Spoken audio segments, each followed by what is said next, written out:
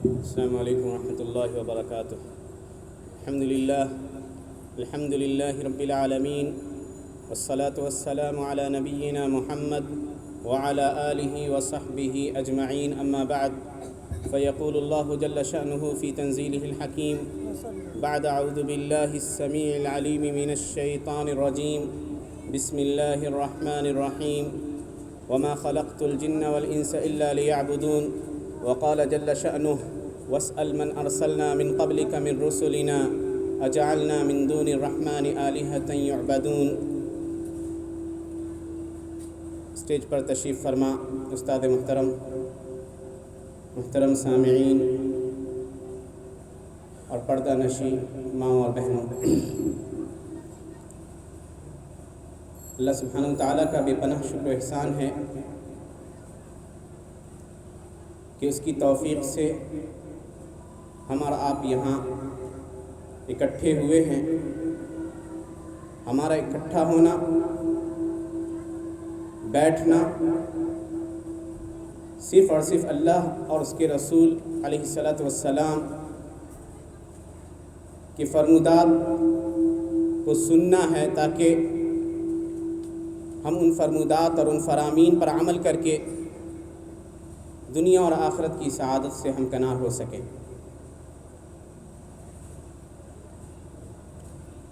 یقیناً وہ شخص بڑا خوش نصیب ہے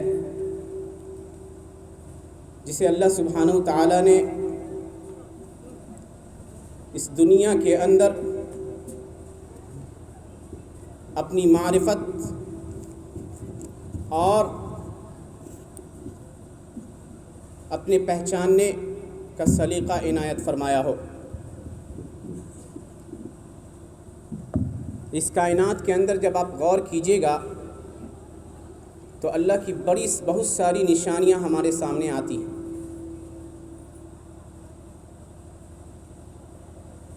یہ وسیع و عریض کائنات جو چل رہا ہے، ہر سیارے اپنی جگہ کام کر رہے ہیں، کل فی فلک یسبحون، سب اپنے اپنے دائرے میں تیر رہے ہیں۔ ہزاروں لاکھوں کروڑوں پلینٹس ہیں اور آپس میں ان کا کوئی ٹکراؤ نہیں ہوتا۔ کبھی خبر آتی ہے کہ ایک بڑا سا اسٹرائیڈ یا پتھر آ رہا ہے، زمین کی اور رخ کر رکھا ہے، لوگوں میں سراسیمگی پھیلتی ہے، لیکن اللہ کا نظام ہے کہ اللہ سبحانہ وتعالیٰ اس زمین کی حفاظت کر رہا ہے، بلکہ نہ اس زمین کی بلکہ اس زمین میں جتنی مخلوقات ہیں ان سب کی حفاظت کا کام وہ کر رہا ہے۔ جس نے ہمیں عدم سے وجود بخشا، ہم کیا تھے؟ ہمارا کوئی وجود نہیں تھا، اس کے بعد اللہ سبحانہ وتعالیٰ نے ہمیں اس دنیا میں وجود بخشا۔ بہت سارے لوگ ایسے ہیں یا بہت ساری مخلوقات ایسی ہیں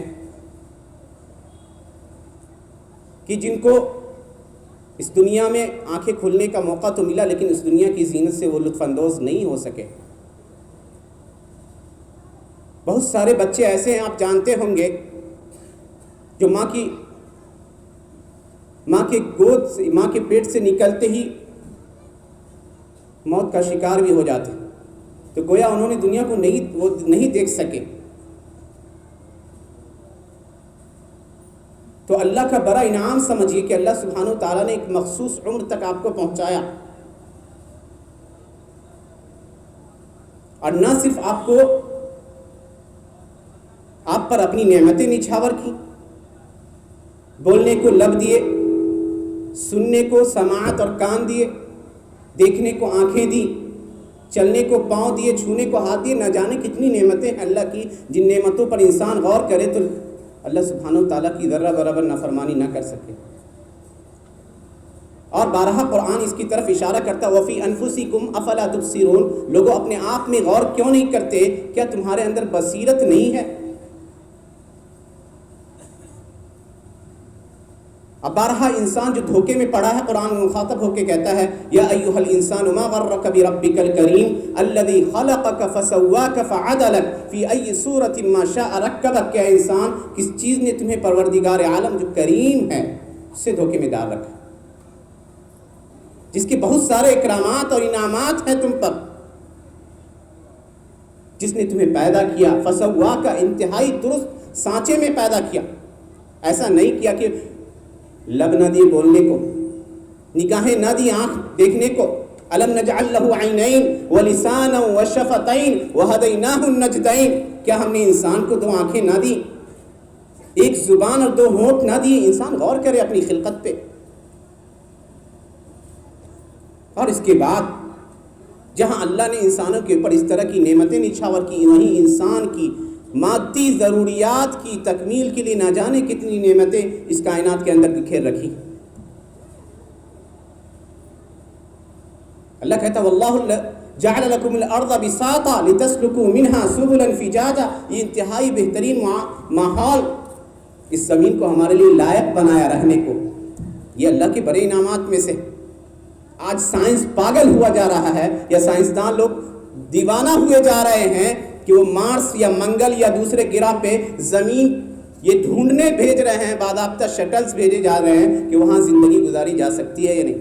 کہتے ہیں کہ زمین تنگ پڑ رہی ہے اللہ کی مخلوق کے لیے.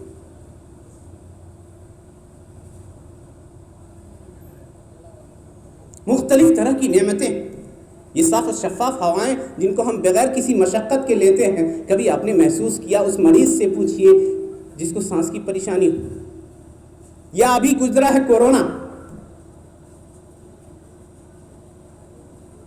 کیسے لوگ سانسوں کے لیے دیوانہ وار دوڑ رہے تھے کہ آکسیجن سلنڈر مل جائے تو ہمارا پیشنٹ بچ جائے. وہ سانس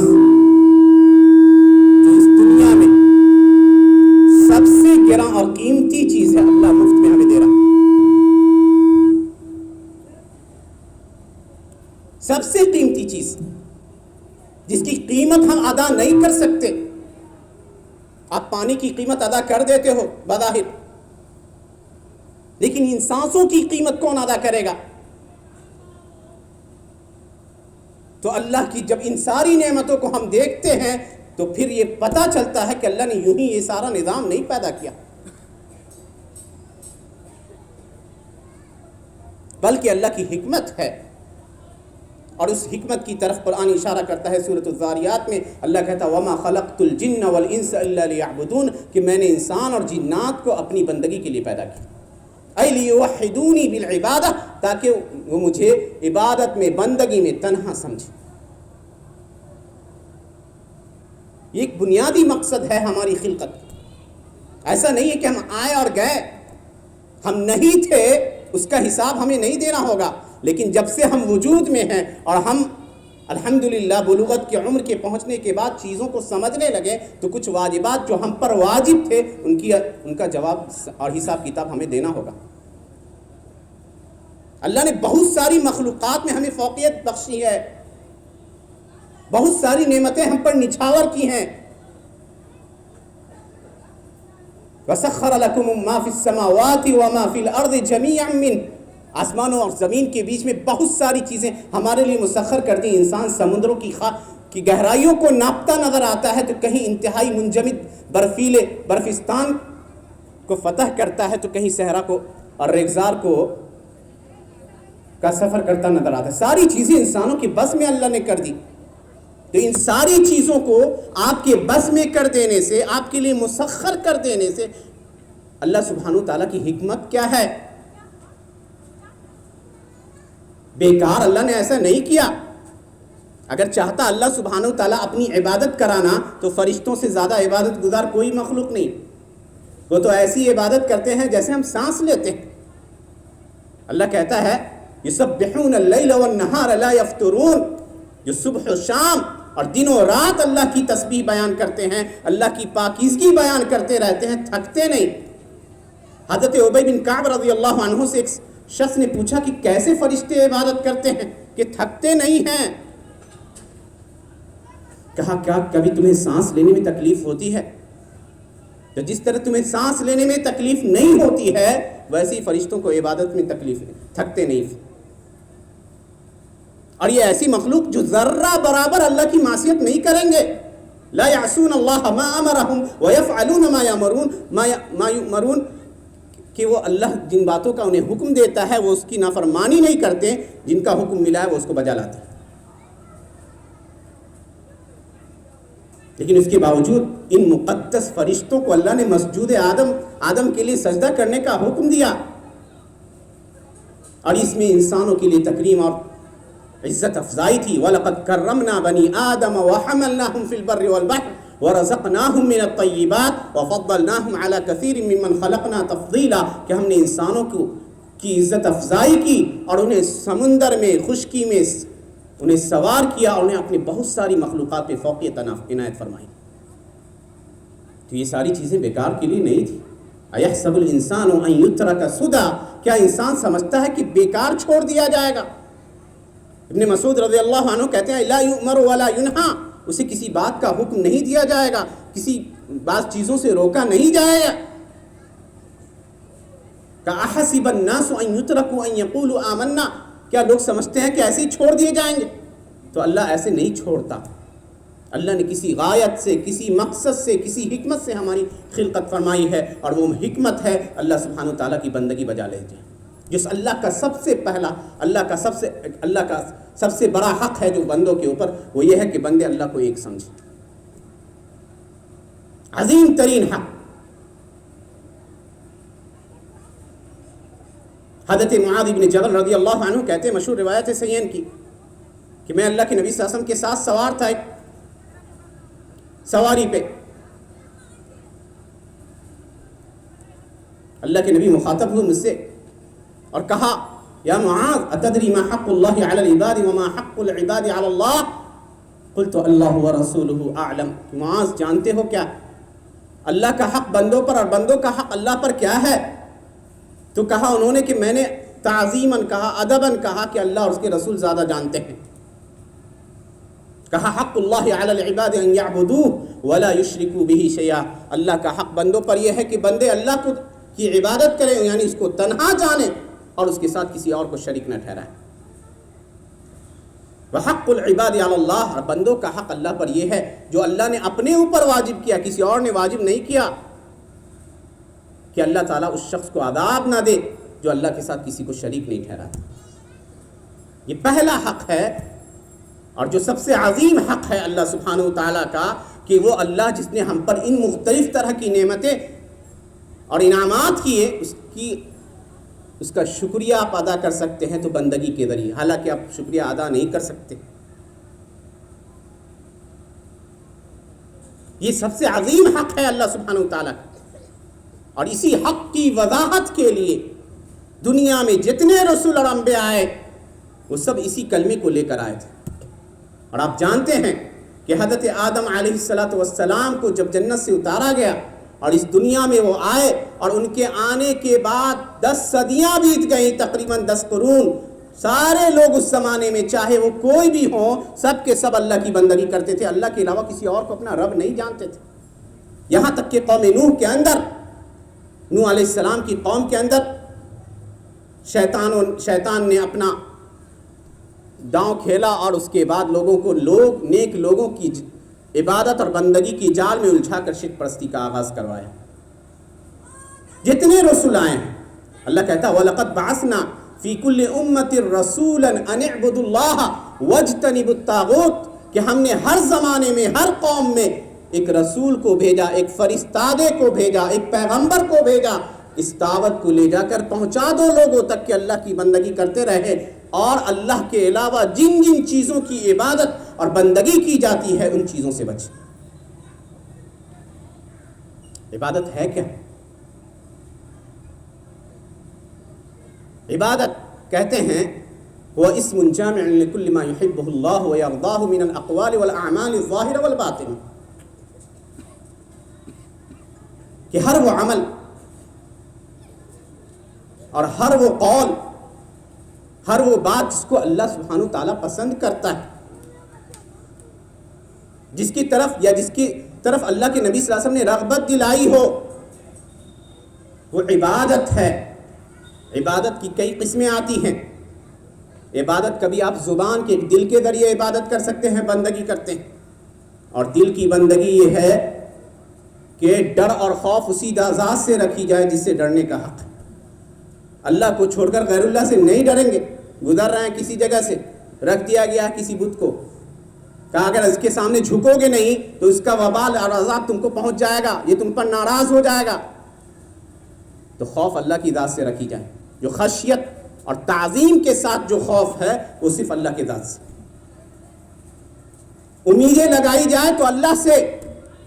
کسی کو اولاد نہیں ہو رہی، اولاد کی نعمت سے محروم ہے، تو دیکھیے گا کہ درباروں میں یا مختلف طرح کے مزاروں پہ لوگ چکریں لگاتے نظر آتے۔ اولاد دینے کا مالک اللہ ہے، اس کا اقرار کیجئے، اس بات کو مانیے کہ اللہ رب ہے، اور رب کہتے ہیں کس کو، اس کو سمجھیے۔ رب کے اندر 4 چیزیں آتی ہیں۔ اس بات کا اعتراف کیا جائے کہ جتنی مخلوقات ہیں اس دنیا میں سب کو پیدا کرنے والا اللہ سبحانہ وتعالی ہے، الخالق۔ اس کے بعد دنیا کے اندر جتنی چیزیں ہیں ان سب کی ملکیت اللہ کے لیے ہے۔ گرچہ آج آپ کہیں گے کہ یہ زمین ہماری ہے اور وہ کہیں کہ یہ گھر ہمارا ہے، ملکیت دنیا کے اندر تو چلے گا یہ قانون، لیکن قیامت کے دن اللہ سبحانہ وتعالیٰ کی طرف سے یہ ایک ندا آئے گی، لمن الملک اليوم للہ الواحد القہار۔ کس کے لیے آج کے دن بادشاہت اور حقیقت میں ملک ہے؟ تو کہا جائے گا اللہ جو واحد ہے، قہار ہے، انتہائی سخت عذاب دینے والا ہے۔ اسی لیے کہتے ہیں مالک یوم الدین، جو بدلے کے دن کا مالک ہے۔ آج دنیا میں بہت سارے لوگ کہہ سکتے ہیں ہم فلاں چیز کے مالک ہیں، فلاں کے مالک، لیکن اصل میں حقیقت میں اس دنیا کے اندر جتنی چیزیں ہیں سب کا مالک اللہ سبحانہ وتعالی ہے، جب چاہتا ہے اس میں تصرف کرتا رہتا ہے۔ اور تیسری بات یہ ہے کہ رب کا ایک تیسرا معنی یہ ضرور رکھیے، جب آپ کہتے ہیں الحمدللہ رب العالمین، تمام تعریفیں اس اللہ کے لیے ہے جو تمام جہانوں کا رب ہے، تو یاد رکھیے کہ رب وہ خالق ہوتا ہے، مالک ہوتا ہے اور رازق بھی ہوتا ہے۔ روزی دینے والی ذات اللہ کی ہے، اور روزی کا یہ مطلب نہیں ہے کہ صرف کھانا پینا۔ ہماری زبان میں روزی کا مطلب کھانے پینے کی چیزوں کو کہتے ہیں، نہیں، رزق کا مفہوم انتہائی وسیع ہے۔ آپ کو یہاں بیٹھنے کی توفیق ملی، یہ بھی ایک رزق ہے۔ کوئی نیک اور اچھا کام کر رہا ہے، اس کی توفیق ملنا بھی روزی ہے، رزق ہے۔ بلکہ کھانے پینے کی روزی کو سب سے ادنا درجے کا رزق مانا گیا ہے۔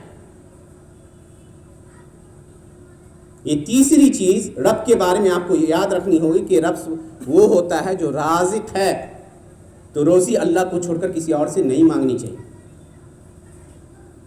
المدبر لشؤون الخلق، چوتھی صفت رب کی ہے کہ جو اپنے مخلوق کے معاملات کی تدبیریں کرتا رہتا ہے۔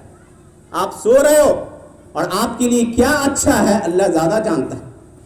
آپ ایک بات پسند کرتے ہیں کہ ہمارے لیے یہ ہو جائے اور یہ ہو جائے، اللہ دیکھ رہا ہے کہ اس بندے کو یہ چیز مل جائے گی، ہو سکتا ہے راستے سے گمراہ ہو جائے، کہتا ہے نہیں، اس کے لیے یہ مناسب نہیں، دوسری چیز اس کے لیے رکھو، اچھی چیز۔ ایک انسان ہے بڑی تگ و دو کرتا ہے، بڑی کوشش کرتا ہے کہ کوئی نوکری سے حاصل ہو جائے، وہ نوکری نہیں حاصل ہوتی کیونکہ اللہ کی مشیت نہیں، اللہ اس کی ہو سکتا ہے اس کے لیے اس سے اچھا چاہ رہا ہے۔ تو جب آپ رب کہتے ہیں کہ ہمارا پروردگار وہ ہے، تو یہ یاد رکھیے کہ اس بات کا اعتراف کیجئے کہ پروردگار وہ ہوتا ہے جو ہر چیز کا خالق ہے، جو ہر چیز کا مالک ہے، جو ہر مخلوق کو اس تک روزی پہنچا رہا ہے۔ کمال کی شان، کمال کی شان ہے۔ اللہ نے ذکر کیا ہے ایک آیت سورہ عنکبوت کے اندر، وَكَأَيٍّ مِّن دَابَّةٍ لَا تَحْمِلُ رِزْقَهَا اللَّهُ يَرْزُقُهَا وَإِيَّاكُمْ وَهُوَ السَّمِيعُ الْعَلِيمُ، کہ اس کائنات میں بہت ساری مخلوقات ایسی ہیں جو اپنی روزی اپنا خود نہیں حاصل کر سکتی، اللہ انہیں بھی روزی دیتا، آپ کو بھی روزی دیتا۔ ذکر کیا حافظ ابن کثیر نے، کئی بار ہم لوگوں نے اس کا تذکرہ بھی کیا ہوگا۔ کہا کہ ایک مخلوق ہے کوا،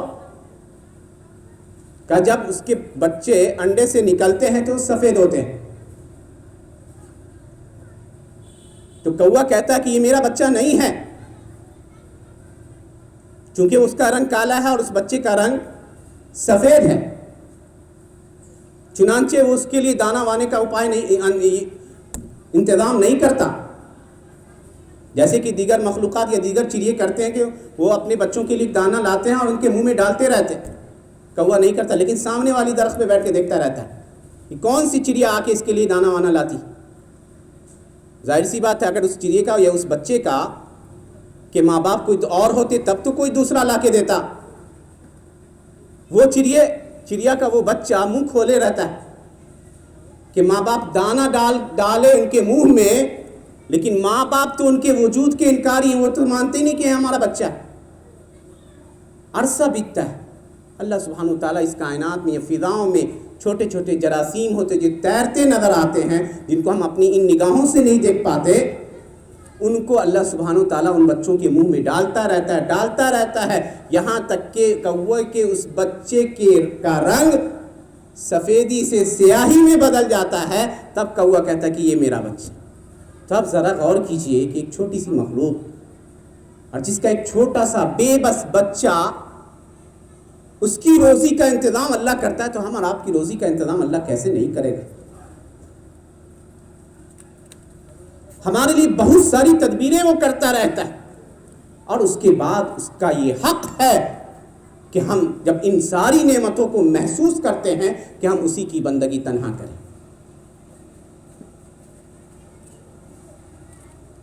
اور یہی وہ پیغام ہے کہ ہر نبی کو لے کر اللہ نے ہر نبی کو اسی پیغام کو لے کر بھیجا۔ قرآن کریم پڑھ جائیے، قوم نوح کا جھگڑا حضرت نوح علیہ السلام سے بس اسی بات پہ تھا، حضرت ہود کا جھگڑا اپنی قوم سے اسی بات پہ تھا کہ ایک اللہ کی عبادت کرو اور کچھ نہیں مانگتا۔ قل لا اسألکم علیہ اجرا ان اجری الا علی اللہ، کہ میں اس پہ کوئی پیسے ویسے نہیں مانگتا، دنیا کی دولت نہیں مانگتا، بس یہ کہتا ہوں کہ ایک اللہ کی بندگی کرتے رہنا۔ حضرت صالح جن کو ان کی قوم کہتی تھی کہ بہت باکمال بنے گا، قوم کا سردار بنے گا، سورہ ہود میں اللہ نے ان کی بات نقل کی، قالوا یا صالح قد كنت فينا مرجوا قبل هذا اتنهانا ان نعبد ما يعبد آباؤنا واننا لفي شك مما تدعونا الیہ مریب۔ اے صالح تم سے تو ہمیں بڑی امیدیں تھی کہ تم بہت باکمال نکلو گے، کیا ایسی چیزوں کی عبادت سے ہمیں منع کرتے ہو جس کی عبادت ہمارے باپ دادا کرتے تھے؟ یہی ان کی دلیلیں ہوا کرتی تھی۔ حضرت ابراہیم خلیل اللہ ایک دعوت، بس یہ کہ اللہ کی بندگی کرو تنہا۔